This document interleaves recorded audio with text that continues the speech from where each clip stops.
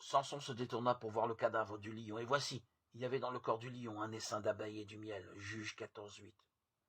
Il est très intéressant d'observer un essaim d'abeilles. Elles peuvent vivre dans un arbre creux, dans une caisse en bois, ou même dans la carcasse d'un lion. Leur ville n'a pas de maire ni de directeur, il n'y a pas de conseil municipal ni de chef politique. Bien qu'il y ait une reine, elle ne dirige pas les affaires politiques ni la destinée de la ville. Et pourtant, dans tout le royaume de la nature, on trouve difficilement une communauté plus efficace. Les habitants sont tous pour un et un pour tous. Il existe une coopération et une unité d'action parfaite. Il n'y a pas de jalousie ni de dissension.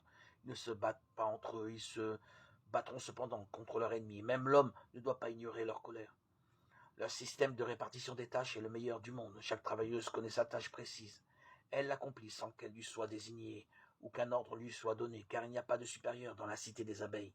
Il n'y a aucun problème de chômage. Peut-être Dieu veut-il, par exemple, l'exemple de ces petites créatures fascinantes, nous apprendre comment nous devons fonctionner dans les assemblées des saints. Le témoignage du Seigneur sera brillant et dynamique s'il y a unité et coopération étroite entre les croyants. Si nous reconnaissons que l'ennemi est le diable et non pas nos compagnons croyants, et si chaque membre du corps travaille selon les capacités que Dieu lui a données.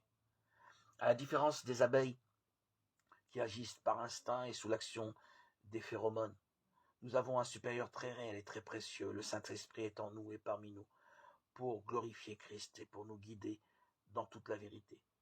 Quelle nourriture excellente, comme du miel, est produite parmi les croyants pour la gloire de Dieu et pour l'édification mutuelle, dans l'amour, lorsque nous agissons dans une réelle soumission